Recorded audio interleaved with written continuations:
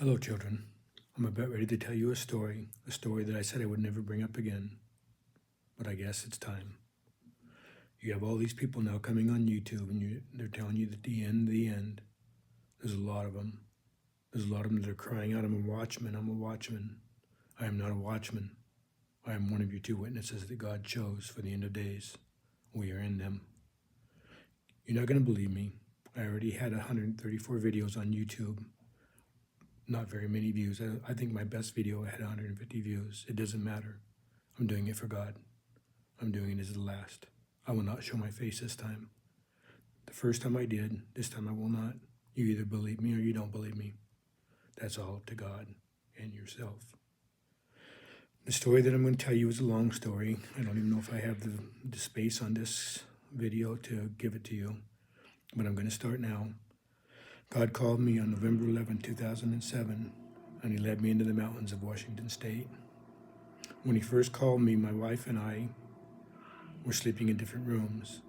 I had all these godly callings going on in me and these holy feelings, and I was reading the Bible and I was praying a lot and I was listening to Christian music, and my wife doesn't believe in God. She believes that if there was a God, that there would not be as many problems in the world as there is. Anyway, it was November 11, 2007. I'm going to say about 1:30 in the morning. I don't know. I never looked at the watch, but I'm going to guess about 1:30. I woke up, I was asleep in bed, and I woke up out of a dead sleep. And my Bible, I don't remember what was going on. I did have Christian music on, and the song on the radio said, it was Friday, but it's coming up on Sunday, and you're running out of time. I jumped out of bed, I went to my closet, and I started picking out clothes. I didn't even know what I was picking out. I just started picking out clothes. I then went out into the hallway and I yelled for my wife to get our kids ready that we were leaving. And I told her before any of this happened that not to question why I'm asking her to do that, just do it. And she did. Even though she did not believe in God, she did exactly what I told her to do with no argument. So we had the kids ready, and in the meantime, I turned the radio on in the living room. If God was going to speak to me over the radio, so be it. Anyway, we went out into the garage, got my truck, had tools in the back of it. We got all the tools out of it, and we packed ourselves in it, and we were driving around. And I believe that I was looking for a young guy that I was speaking to on Friday. Me and him were speaking about the end of the world. And anyway, I was driving from church to church, and my wife was freaking out in the meantime. And she's Swiss, so she speaks Swiss German. And she started reciting the Lord's Prayer to me in German. She said that she didn't know how to do it in English. So anyway, her and I were driving around, and there was another song that came on the radio, and the song said, where the road ends and the gravel begins. And I could tell the song was for me, but I didn't know why. And I asked my wife if she knew what was meant by that. And she said, there's so many roads in Walla Walla, Washington, that's where this happened at, like that she had no idea. So we were driving around from church to church. And of course, all the churches are dark, but we were about 3/4 of a mile from our house then. And the street light was on, and then the street light went off, and then the street light went back on again. And I told her, that's it. That's the church there. It was directly in front of a church. So we pulled around to the back of it, and I got out, and I told my wife to wait in the truck with the kids. And then I went and checked the side door, and it was dark inside. In the meantime, I thought I was looking for this young guy. He was telling me on Friday that he got all this video equipment from 3 different churches. So I had this feeling inside of me that me and him were going to be making a movie about God. I didn't know what we were doing, but I figured that God was going to lead us. And I went and checked the side door. It was dark inside. The door, of course, was locked. I told my wife that I was going to go and check the front door to wait in the truck with the kids. So I went to the front door, and of course it was dark and it was locked. When I came back to the truck, my wife was getting herself and the kids out, and I asked her what she was doing. And she said that she was taking the kids home, that I'd lost my head. I was about ready to step forward and say no, but this voice came into me. Some call it the Holy Spirit. Some call it, who knows, Gabriel, Michael. I can't tell you, folks. I can tell you as the walk went on, it was referred to, God was referred to as a third person. Sorry. So I'm thinking it must have been one of his angels. Anyway, I was told then, let them go. This is not their journey. So I did. I let my wife and my children walk home. You have to remember the scriptures. People are going to condemn me for that. Oh, how could you do that to your wife and your children? How could you do that? But doesn't the Bible say if you love anything more than you love Jesus, you're not worthy of him? Keep that in your mind, because there's a lot of people out there that are committing sin and they don't even realize it. Anyway, so they walked home. I got back in my truck, and then I had this empty, lonely feeling come into me, and I was a little scared, I have to tell you that, because this voice, when it talks to you, it sounds like you're talking to yourself, but it's coming out of nowhere.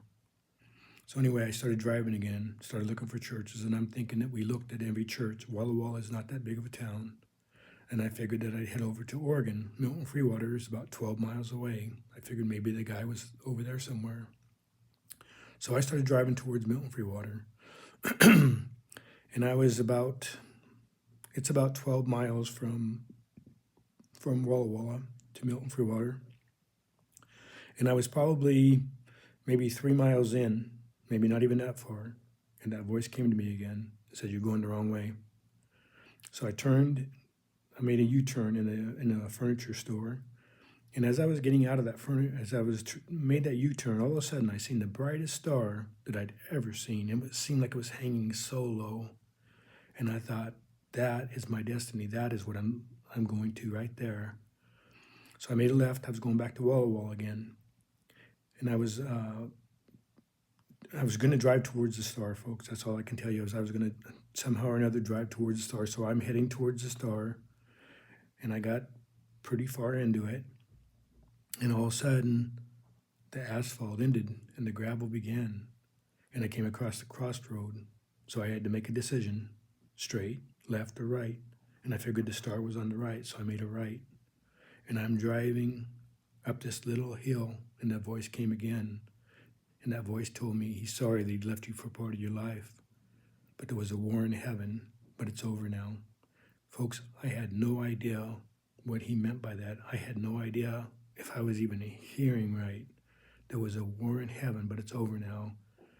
It's actually in Revelation 12, I believe. Michael and his angels are fighting the devil in heaven, right? And the devil's cast down, and he's no longer allowed in heaven any longer. He's thrown down to the earth, and that's where you're at now. That's where we've been at. Anyway, so I'm driving. I'm not thinking anything about what was said to me, that there's a war in heaven. I have no idea about the scriptures, none. So I'm driving, and I'm thinking that I'm going to meet all these Christians up here. I think this has got to be something big, and I'm going to think that I'm seeing all these Christians around me, and we're going to meet up here, and I don't know what we're going to do, but we're going to do something. So I'm driving, and all of a sudden I hit a rope, and I can tell that I'm not supposed to cross that rope. I can tell it, at least with my car. So I stopped the car, still got Christian music playing, get out of the car, radio on, keys in ignition, and I walk towards the back of the car, and I'm dancing, folks. I mean, I can't even explain to you the feeling when you know that when you find out that you really have a God. I can't even explain that to you. Anyway, so I'm walking towards the back of the car, radio playing, and all of a sudden the voice came to me again, "You're not done yet." And I was like, "Oh, I'm not done yet." Put everything in your car. You take nothing with you. And then you walk that trail. So I take everything out, folks. I leave my wallet on the seat. The radio's still playing. The keys are in ignition, and I start up the trail. And as I'm walking up this trail, there's all this dung that I'm seeing. And when I was so far into spirit then that I didn't even realize I didn't know if there was wild animals, because in Washington State you have bears, you have cougars, you have all this stuff that can hurt you, right? So I'm thinking to myself, okay, this is probably bear dung. God brought me up here and he's going to kill me with a wild animal. But I think to myself, that's okay. I'm going to finally be home. So I'm walking. And all of a sudden, I'm walking up this little hill, and I crest the hill, and it's cows. It was cow dung, for goodness sakes. But I was so far into spirit and so far away from knowing anything I can't even explain it to you. Anyway, it didn't dawn on me that it was just cows that were crapping up there. Anyway, I see the cows, and I think to myself, okay, well, there's cows, there's a bull. And I look to my right, and you're going to see people all the time in the Bible, everything that's done on the right. And if I have a chance and I remember to, I'm going to explain the mark of the beast to you. It's not what people think. It's definitely not. It's easier to receive. If, in fact, we may all already have it, and that's what we have to overcome, but we'll get into that later if I have time. Anyway, so I look to the right, and here's a bull. And I'm thinking, oh, God, this bull's going to charge me. He's going to kill me. But okay, I'll be finally home. So I'm watching this bull, and he's watching me. And as I'm walking, all of a sudden the voice comes to me again. This voice says, don't worry about these animals. They have not come up here to hurt you. They came up here to see if anybody would ever do this. So I walk past them. I have no problems. And I'm walking along, and I'm trying to think of what I'm doing. I mean, I have no idea, folks, what I'm doing. I'm in the mountains now, and just doing what I feel like I'm being led by the Spirit to do. So I'm walking and walking, and then I see more cow dung. And I'm like, holy moly. And I was going up another little hill, and when I crested that hill, here's more cows. Well, I actually, at that time, I thought it was the same cows that just walk in their range. But it wasn't. It was another herd of cows. And I thought, okay, to the right. And I looked to the right, and sure enough, here's another bull, a bigger bull. This would have been enough to take care of me with no problems. And as I'm walking and I'm watching this bull is watching me, people. I mean, he is watching me intently. And this voice comes to me again. Don't be scared. They've been sent here by the devil. So I was trying to be scared away. So anyway, I keep on walking, and I'm no problems. And now something happens, people. You're not going to believe it. I mean, I'd say the words now. It's been a long time now, though. But it started snowing. I mean, it's November, and like I said, told you it was November 11th in the mountains. I mean, it should snow, right? The problem with this was that it was only snowing behind me, and the only reason that I could think that it would be snowing, it was literally only snowing behind me, people. It was only snowing behind me. It was like he was trying to cover up my footsteps or something. Like he didn't want me to be, I don't know exactly. Anyway, so I keep on walking. And the whole time I'm thinking that I'm going to be up here, and I don't know. At that time, I probably wasn't trusting God as much as I should have, and I'm thinking that the animal's going to kill me. So I'm walking, and all of a sudden I came around this corner. It's like a curb corner, and I see a trash pile in front of me, and it had like old refrigerators and old appliances, stuff like that. And I'm thinking, how weird is that? Up in the mountains, all these people, all these farmers are destroying the land like that. Why would they do that, right? As I'm watching this pile, though, I noticed something happening. There's two dogs ahead by this pile, and it looks like they're playing, right? And I kind of stop, and they stop playing. What they weren't playing, I'll let you know later what they were doing. So anyway, they both stop. They look at me, and then they start running at me full speed ahead. And once again, I think to myself, okay, God brought me up in the mountains to kill me with these dogs. I think it's going to hurt, but I'll finally be home. The dogs, when they get to me, they stop.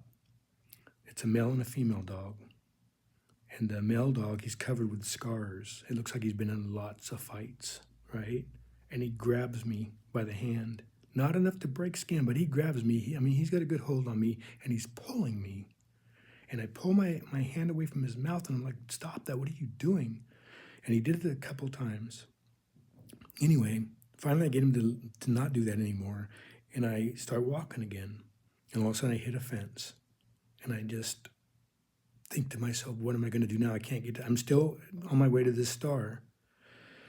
So I go underneath the fence. I can tell that I'm not supposed to, but I do. And as I'm walking, all these like bushes are pulling on my legs, like they're trying to hold me back. But I continue to walk, and then I hit a fence again. But in between this time, I'm no longer trying to get to the star anymore.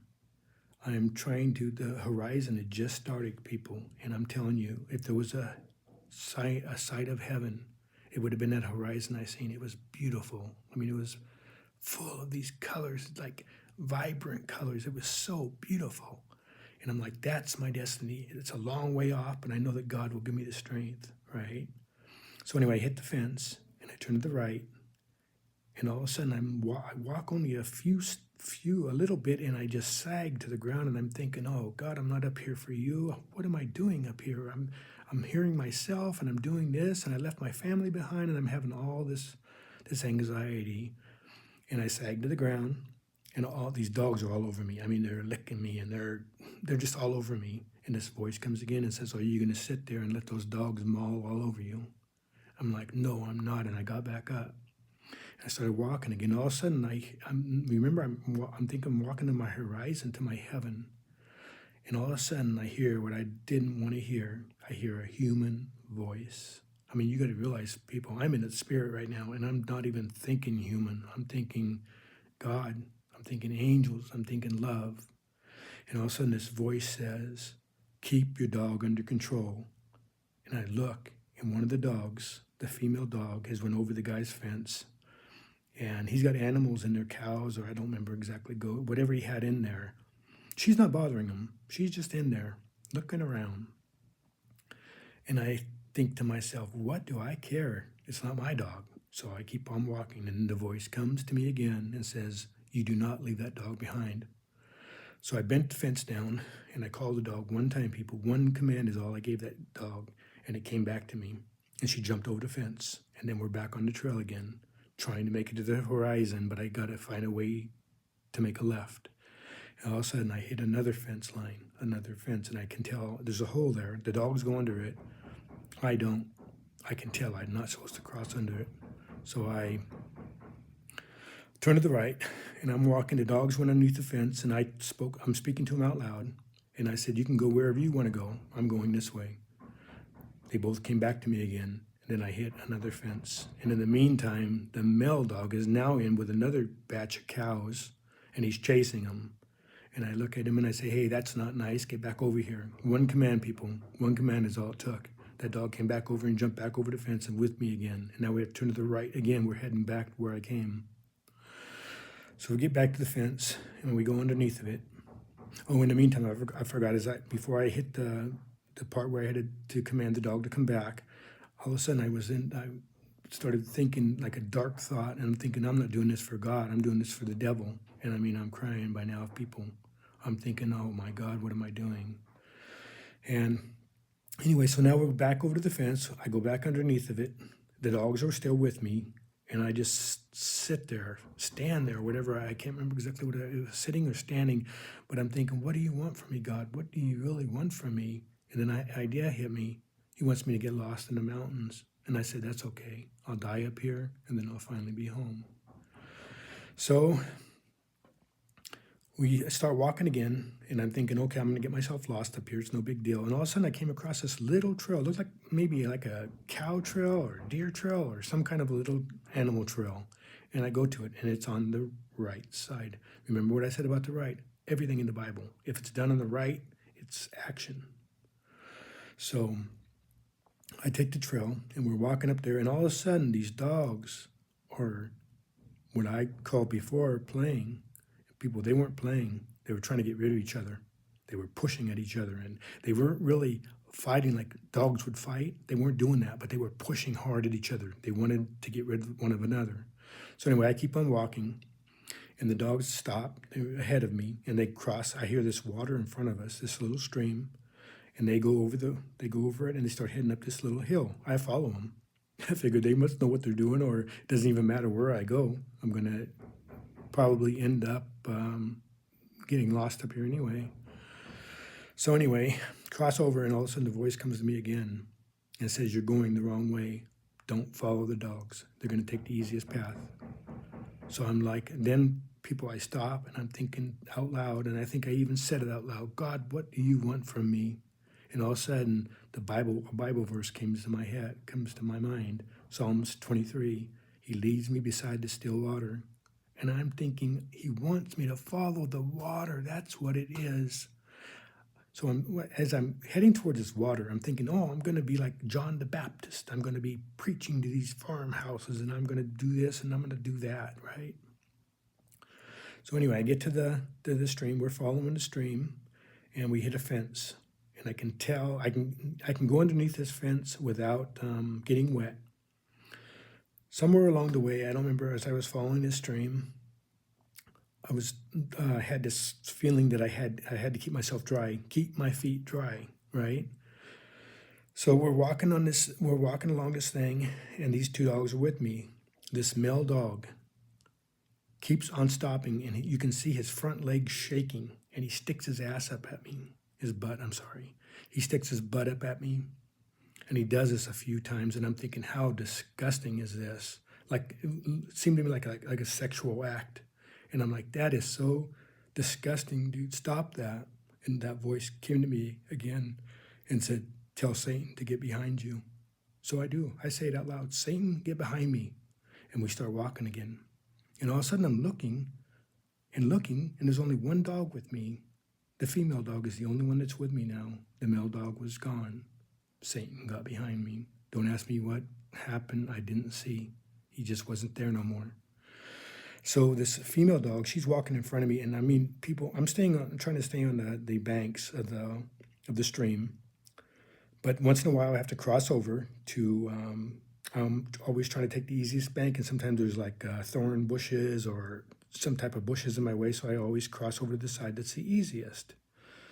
And as I do this one of my oh, I forgot to tell you what I had on, what I chose. What I didn't choose, what God chose for me. I had a black hoodie on with a red pair of sweatpants and leather house slippers. Anyway, one of the leather house slippers drags in the water, and that voice comes to me again and says, do not lose your shoes.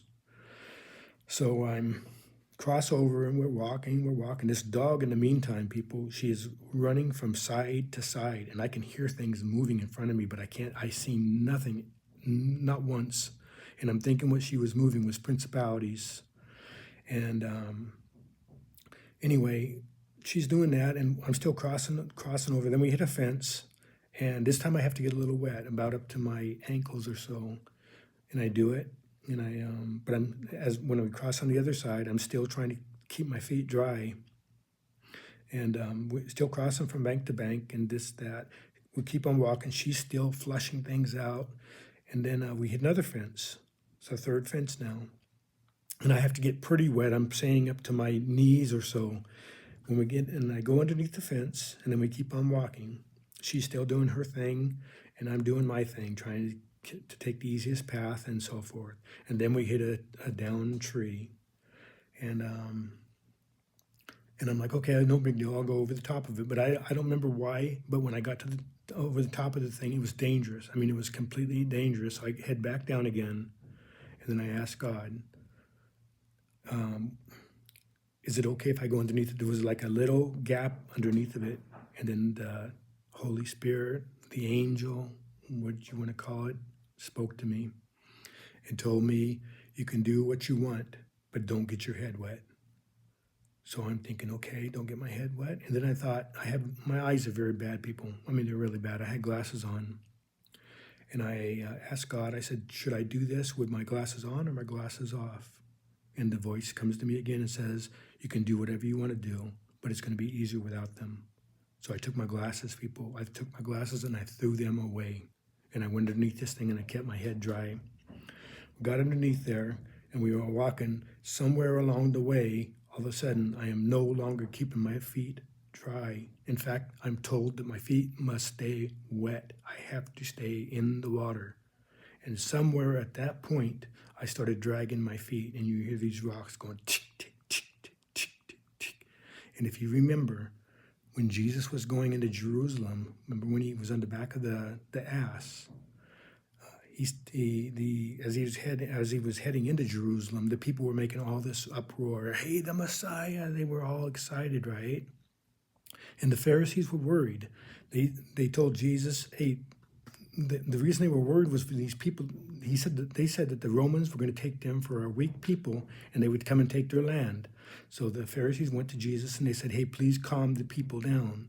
And Jesus told them, if these people did not make the uproar that they were doing, the rocks would cry out immediately. Tick, tick, tick, tick, tick. It was the end of times prophecy that he gave them, and they didn't know it, and we wouldn't know it. The only one that knows it is me, and I'm sharing it with you.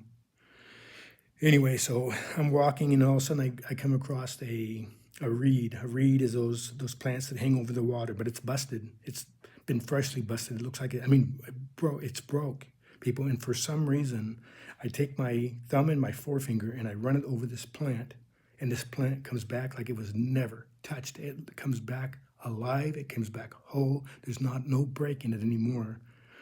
And somewhere along in the scriptures, it talks about a reed.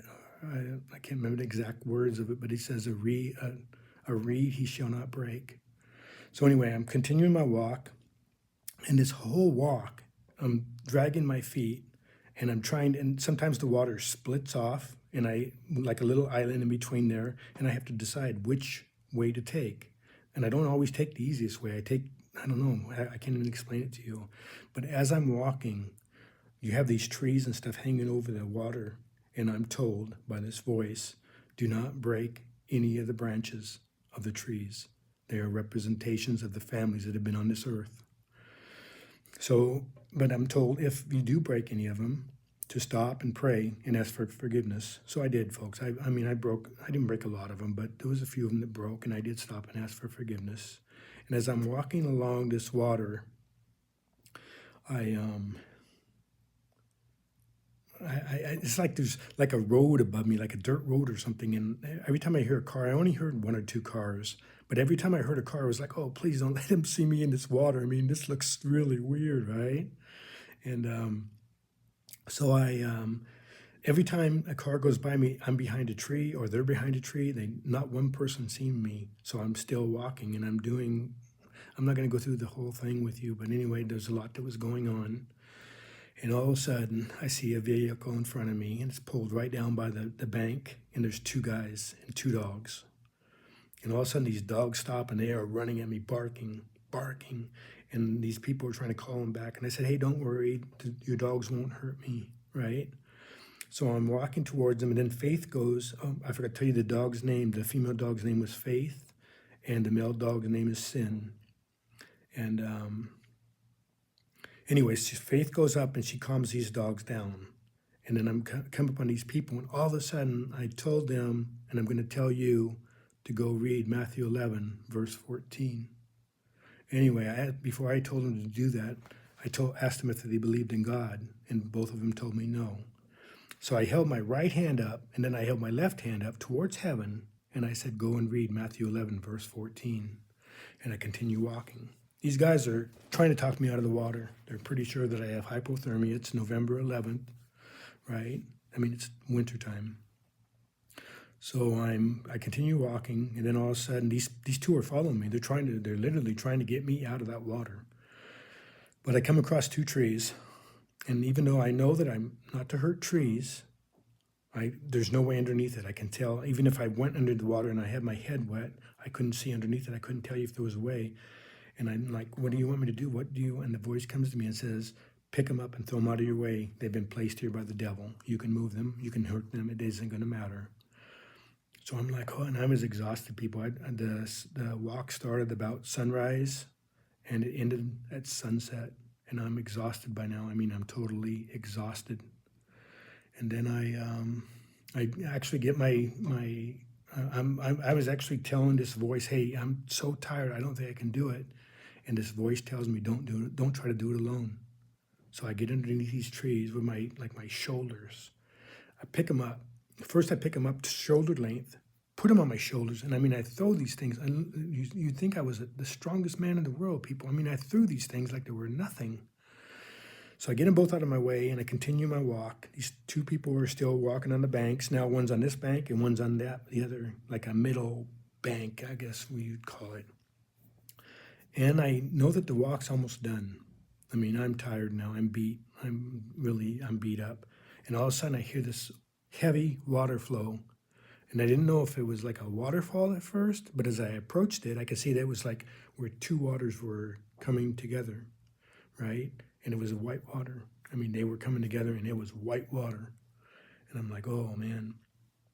So by now, I'm thinking if this dog, Faith, is sent by God, that I can, before I was speaking to this dog out loud, but now I started talking to this dog in my mind. And I said, Faith, you go first. And people, that dog pulled paw inside that water, and then she backed up like something pushed her backwards. And then I realized that I had to cross it first. It wasn't meant for her to cross first.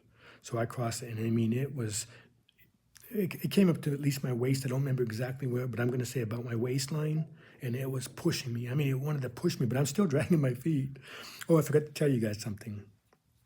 When I hit where these waters met, this voice came to me again. It was like a rock that was sitting in front of me. It was one that you could push. It wasn't the size of like a kickball or something, but a little smaller than that, but about somewhere in that range. And I'm told to kick that rock with me.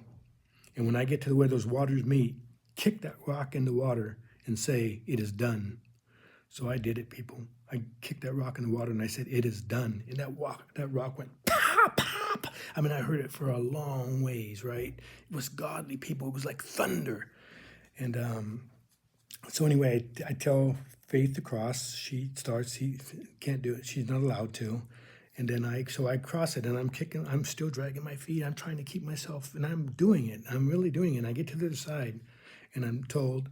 Then I'm like, "What do I do? What do you want me to do now?" And there was like a big old rock. I mean, it was bigger than like a bed pillow. It was bigger than that. It was in the ground, and I'm told to sit on that rock. I've got this hood over my head. The whole walk, it was over my head, and to meditate on God, what I just did for Him. So I sit on this rock, and I'm thinking, what did I just do for you? And all of a sudden, people, this rock sucked into the earth at least 6 inches, maybe more. Just went in, and I thought, earthquake, right? And so anyway, I'm sitting on this rock, and I'm trying to think of what I'm doing. And all of a sudden, the voice comes to me again. And in the meantime, Faith is still flushing. I can hear her. I have my eyes shut, but I can hear this dog moving stuff. I can hear stuff moving, and it constantly, not like I'm saying it was principalities. Anyway, so she's doing that thing, and all of a sudden, this voice comes to me and says, "Hey, tell Faith to let the police buy her, or they'll kill her." So I'm like, because this dog is like I'm telling you, people, it was like she was my protector. It was like I was her ride or die, I guess you could say. Anyway, so I think in my head, Faith, let the police buy you. And all of a sudden, I don't think it was 2 seconds, all of a sudden I felt a tap on my shoulder. I'm going to leave you guys with that now. There's a little bit more I can tell to you, but either you believe it or you don't believe it. I've had 134 videos on YouTube. I took them all down in 2018. And there's a reason for that. And we'll see what God does with this. Okay.